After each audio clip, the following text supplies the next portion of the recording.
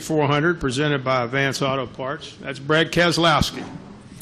And Brad drives the number 2 Miller Lite Ford for Team Penske.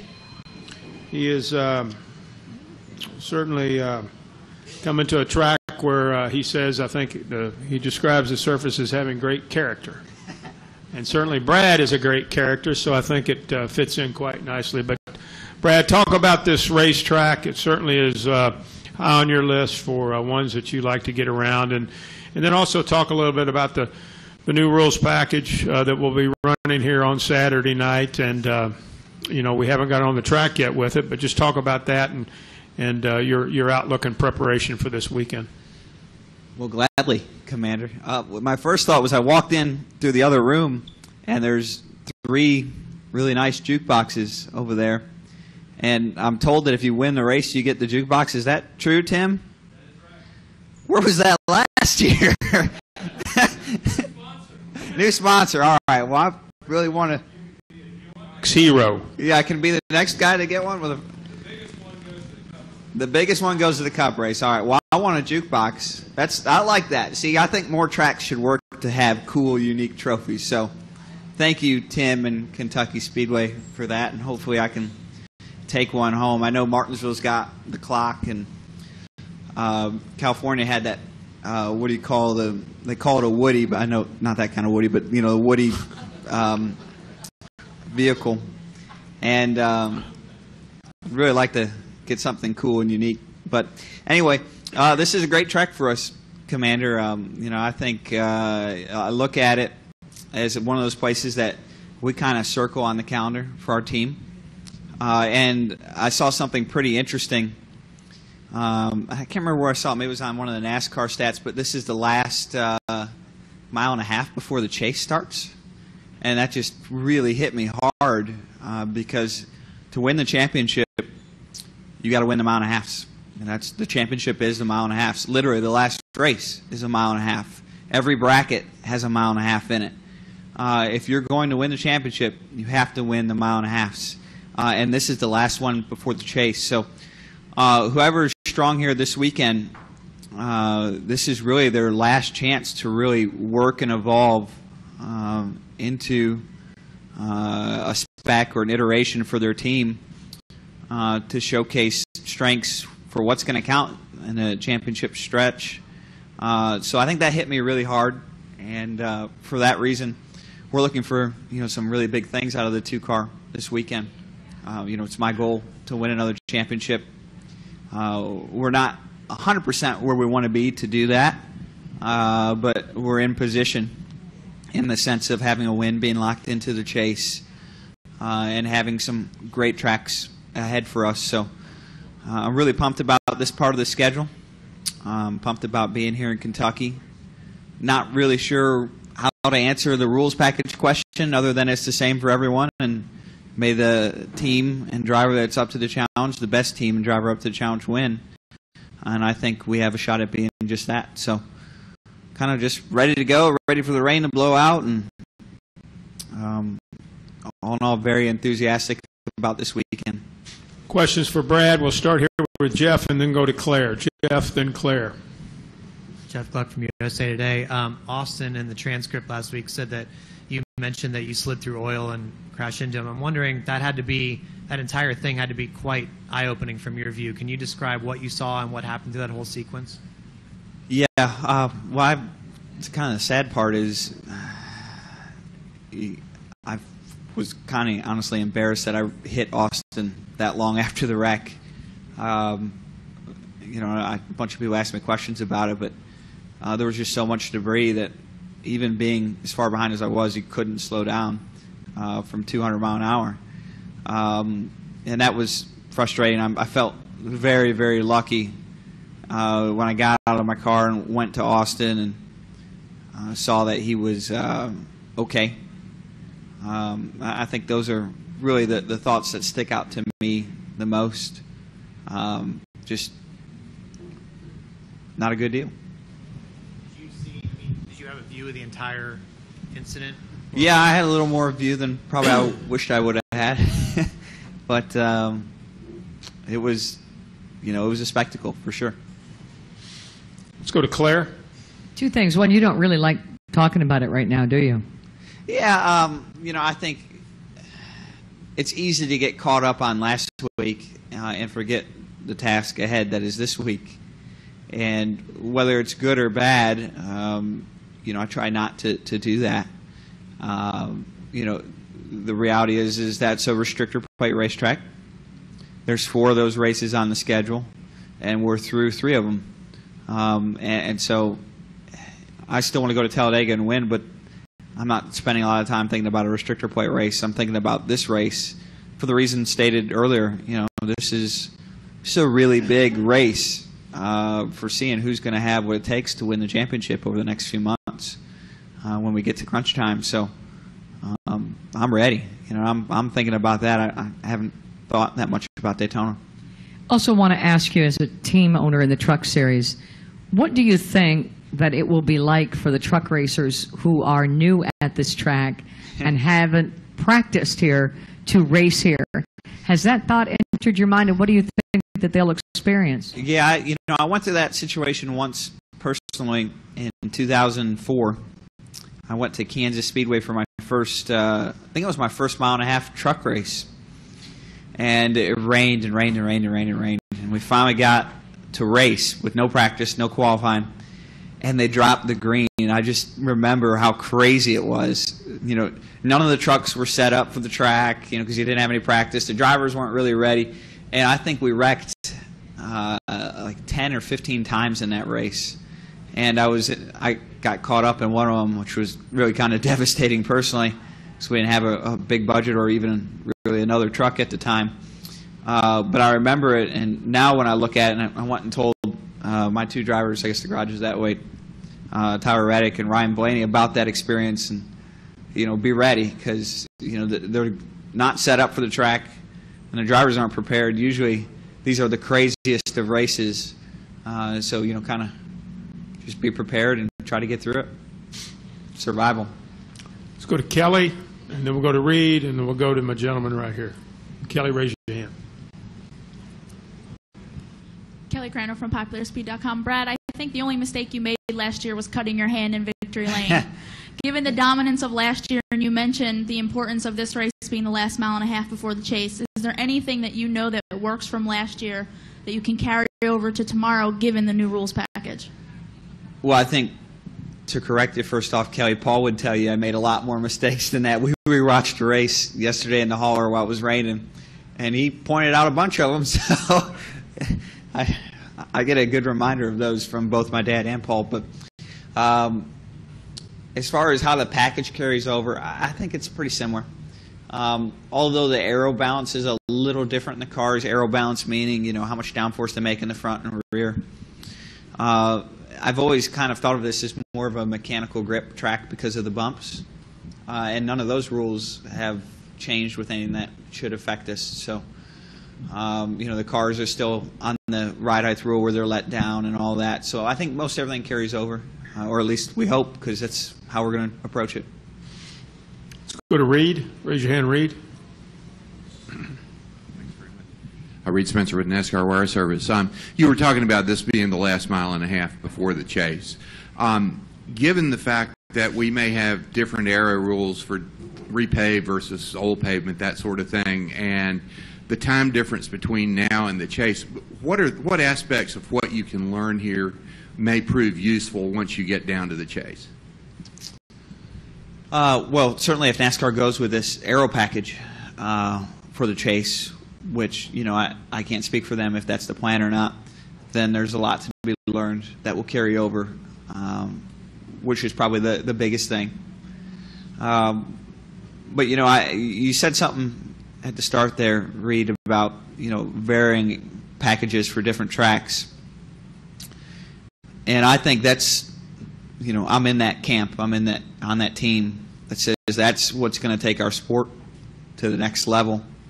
As far as the quality of racing is concerned, is developing genre-specific packages for the tracks, with the realization that, when the car of tomorrow, and now as it's called the Generation 6 car, came out, I think it was designed to perform at a higher level at the plate tracks, and in some way, whether it was intentional or not, the road courses. And we've seen the road course races and the plate tracks in that time, the last 7 or 8 years, kind of turn into some of what I think most of the industry and its fans would recognize the best racing that our sport has to offer now. And that, to me, is a huge marker for rules development for the cars packages. And we feel like as drivers that we know the package that we need to put on the best racing. And it's somewhere around the marks that we had 10 years ago, downforce-wise, power-wise, etc. But the reality was that was not perhaps the best racing for road courses and super speedways in terms of, and I'm really supportive of that and think that could be very significant for our sport going forward. Let's go to the young man right here in the blue shirt. And then we'll go to the gentleman over here in the Tigers hat, and then back to Chris. Joey Chapman, PopularSpeed.com. On the Xfinity side of things, whether it's been yourself, Joey Logano, or Ryan Blaney, each time someone gets in that car in the 22, it's always successful. One, what does that say about the team? And two, how confident do you feel when you get behind the wheel of that car? Well, if Roger Penske or Tim Cindric here, would say that, or I would tell him that means he's got 3 badass drivers. But they're not, and the reality is to be successful in the sport, it takes everything. You got to have great drivers, great team, great car. All those pieces have to be right, and there's a lot of depth for Penske at the Xfinity level. Greg Irwin has taken over the team from last year, which was Jeremy Bolins, and he's done a great job. Jeremy did a great job. Joey Logano has, taken more races over the last 2 years.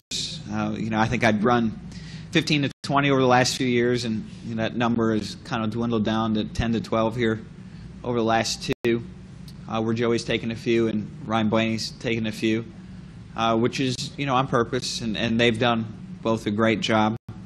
So I think it's really just it's everything is going right. We've got great partners. Been fortunate enough to have Discount Tire come back for, I guess this is year 6, which is hard to believe. I can still remember year 1. So all the pieces are really together right now for that program, and the 22 car at the Xfinity level has really, to me, developed into a dynasty of a team that I'm very proud to be associated with and to have the 3 championships we do. So hopefully we can continue that and turn that into a 4th championship this year. The gentleman right here, go ahead. Troy Brzezinski, Above the Fold Media. I'm sorry. Oh, there you are. Good to see you. When a team tests at a track, whether it's a tire test or a private test, and the track goes green or the weather conditions are different, what portion of the information that you learned goes out the window? Not that much, honestly, because when we test at a track in general, it's green. So, it takes a little bit of time for us to get it rubbered in and get going. But most of it carries over. So, I feel perhaps that's part of the confidence for me here is I was part of the test. I subbed for Joey Logano, who had to tend to some other things. So, and the track was just as green as it is now when we started. And we got up to speed fairly quickly, and I thought it all went very well. So it's not too much of a concern for me personally. Let's go to Chris. ChrisKnight, Brad, 2016 season will be here before you know it. In April, you said at Bristol Motor Speedway you were scouting the NASCAR Xfinity Series race for potential prospects for BKR. Just wondering if you have your eye on anybody in particular. Yeah, I've still been looking at a few people, but I haven't found anything that has really grown any legs. Our program is in the midst of moving into a new shop in Statesville, North Carolina, which kind of has expanded our capabilities. And right now we're at 2 teams, and have the potential to grow to more, which I would kind of personally like to see, but we're not committed to, which is a good spot to be in. And we don't have really any of our driver lineup set for next year. So for either of the two teams we have, or potentially if we were to expand, which I would say at this point we don't have plans to expand, but certainly open-minded to it. But we don't have it figured out yet, and we're kind of in a somewhat unique position of having some sponsorship for our programs, which we're very thankful for, but not really 100% of what we're looking for.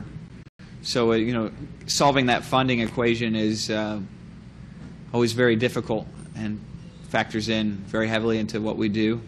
And at this point, we don't necessarily have all those chips figured out, which I think kind of precedes the driver lineup.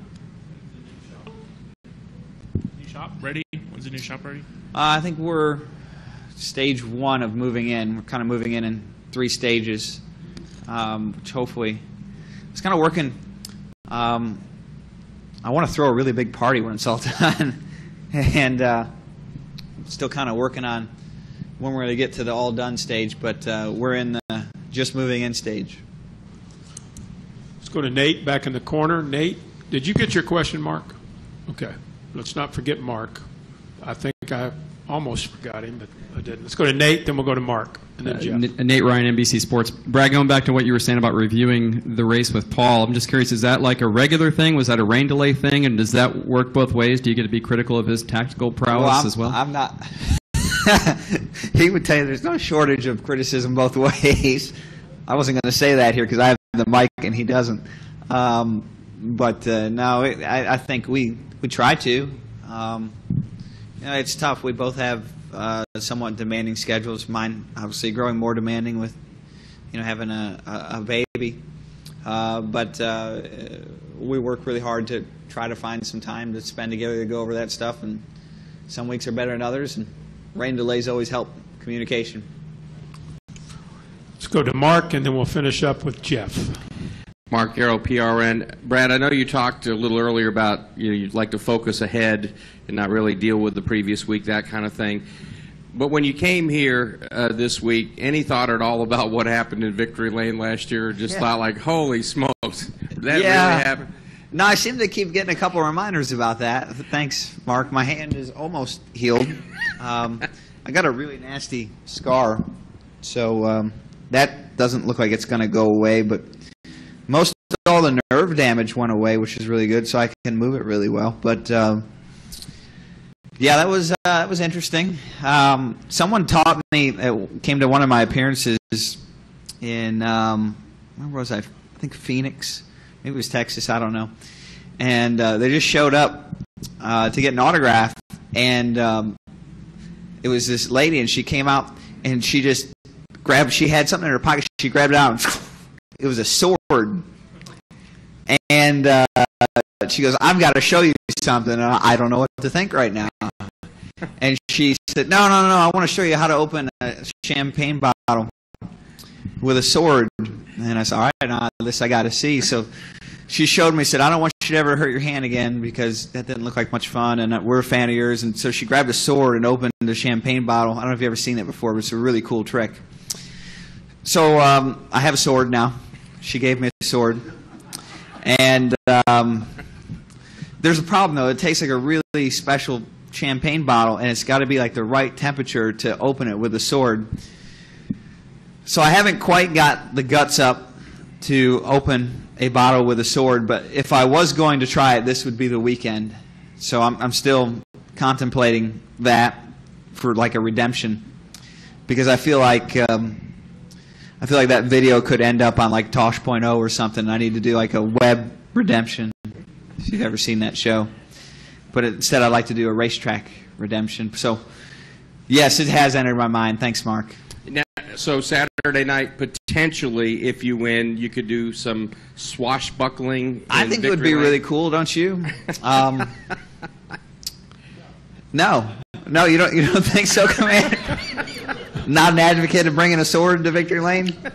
You do whatever you need to do. I think we've gone downhill really fast with this media session. But no, I was kind of embarrassed by that one. That was a low light.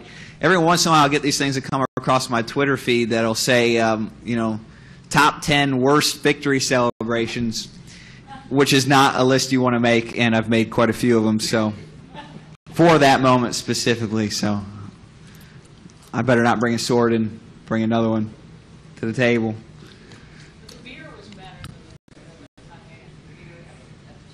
Yes, thank you. I did have a lot of fun. That was one of the best victory celebrations. Yes, it was. Claire. Thank you. Final question, Jeff Gluck.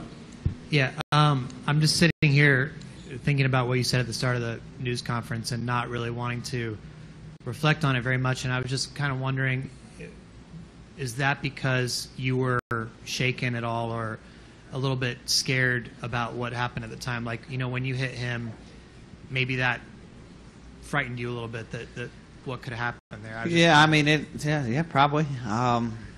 Race cars are very, very well designed and built for high impacts. They're not ever going to be very well designed for multiple high impacts.